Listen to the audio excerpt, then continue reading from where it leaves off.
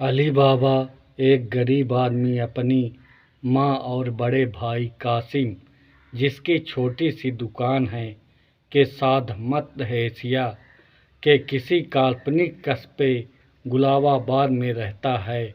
अली के पिता यूसुफ किसी दूर देश में व्यापारी हैं और अली के कुछ जन्म के कुछ समय बाद ही गुलाबाबाद चले गए थे। तब से वो वापस नहीं लौटे। अली पहाड़ियों से लकड़ी काट कर अपनी जीविका चलाता है।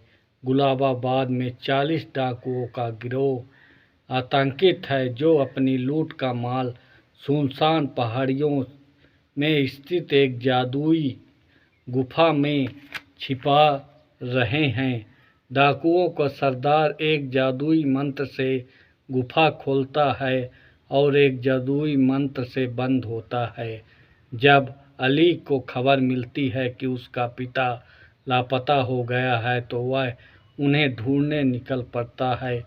अपनी यात्रा के दौरान अली न केवल अपने पिता को ढूंढता है, बल्कि राजकुमारी मर्जीना को एक ऐसे लुटेरे के पहरेदारों से बचाता है जिसने राजगद्दी हथियाने के लिए उसके पिता की हत्या कर दी थी।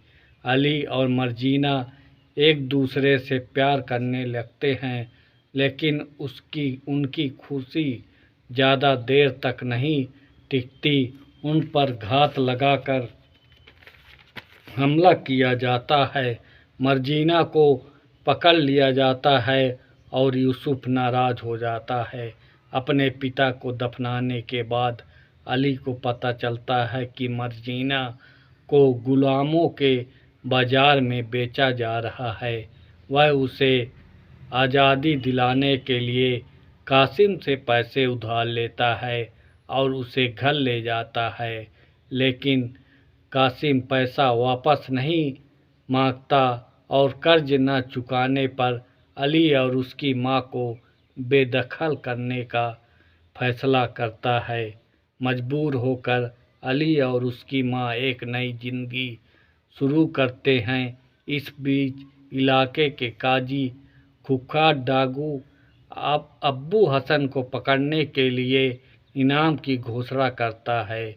फातिमा एक छोटी लड़की है जिसके पिता को डाकुओं ने हत्या कर दी थी, बदला लेना चाहती है और अब्बू हसन को हराने में अली की मदद करने की पेशकश करती है।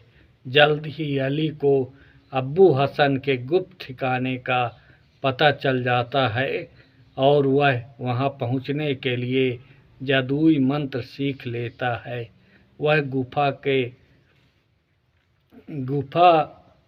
गुफा से कुछ सोना और गहने लेकर गांव वह वहां पहुंचने के लिए जादुई मंत्र सीख लेता है।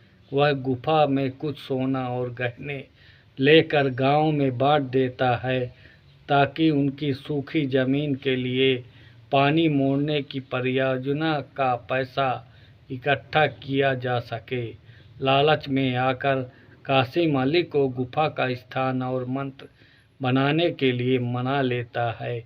यह जानकारी मिलने के बाद कासिम गुफा में रहता है। उसे डाकू उसे ढूंढ लेते हैं तो वह उसे मार डालते हैं। अली काजी को अब्बू हसन एक के ठिकाने के बारे में बताता है।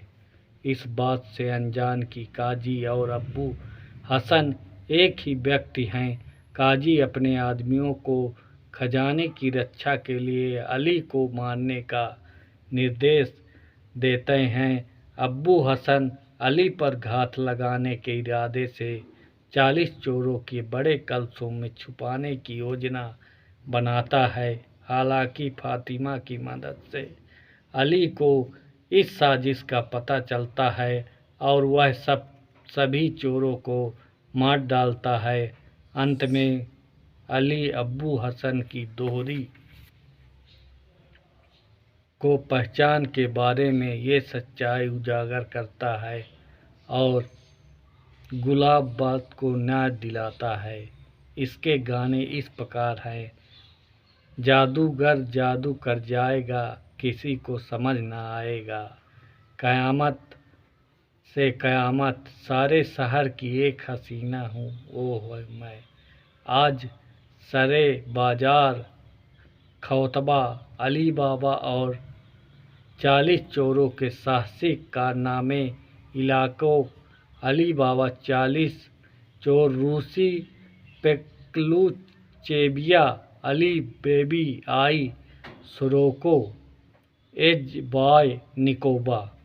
1980 की इंडो सोवियत फिल्म है जो अरेबियन नाइट्स की कहानी अली बाबा और 40 चोरों पर अर्पित है, जिसका निर्देशन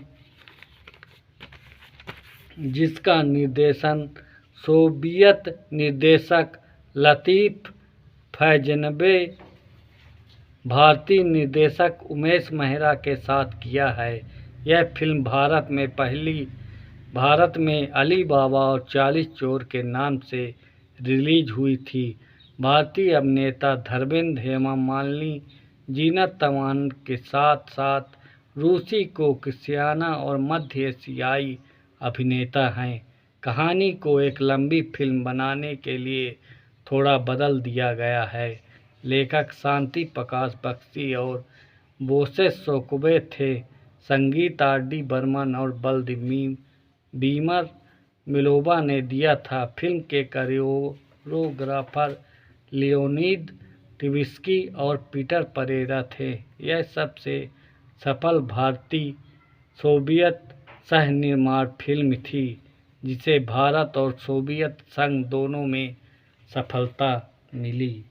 इसी के साथ आप यह फिल्म ज़रूर देखें और देखें अरेबियन की कहानियाँ किस प्रकार रोमांच और वे महसूस करती है, जिससे लोग आपको देखने में मज़ा आएगा और पुरानी गुफाओं के बारे में पता चलेगा, कैसे तलवार के सहारे लड़े जाते थे युद्ध, और एक आदमी और 40 चोर, ये कैसा इत्तेफाक है।